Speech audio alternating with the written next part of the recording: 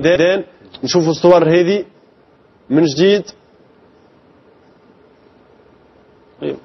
مناظر مؤسفة، ولكن كما قلت هي لا تعبر بأي حال من الأحوال عن الرياضيين. شوفوا الاستاديو والشرطة اللي يحاولوا حماية الحكم في وقت أول قبل دخول الحجرات الملابس بالطبع. هذا باش يتم اعتماد الصور هذه من قبل الأمن، السلك الأمني باش يعرف شكون قام بالاعتداءات هذه كما في ملعب بنزرت. وأيضا الكونفدرالية الأفريقية باش تاخذ بعين الاعتبار الصور هذه إن شاء الله كما قلنا، لأنه الوضع الراهن يعطي أناليبي نوعا ما بالنسبة للنادي الافريقي. سامحني تفضل حسن.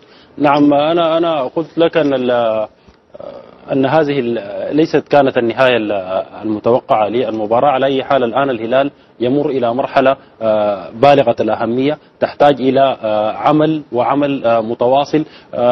الكباتن قالوا في حديثهم ان النادي الذي يود ان يمضي في البطولات عليها ان يكون لديه احتياطي جيد. كذلك الحال بالنسبه للهلال، لدينا في الهلال لاعب طرف ايسر واحد، نحن بحاجه لتدعيم الطرف الايسر، بحاجه لمدافع على مستوى عالي. مجلس اداره نادي الهلال الجديد سيسعى من خلال فتره التسجيلات التي ستكون في منتصف الموسم لتدعيم صفوف الفريق حتى يظهر بمظهر أكثر قوة ويشرف الكرة السودانية. نحن نتمنى أن يعود الهلال مجددا إلى تونس، سواء كان عبر مواجهة فريق الترجي الذي نتمنى له العبور، لكي تصحح الصورة، لكي نرى الكرة التونسية على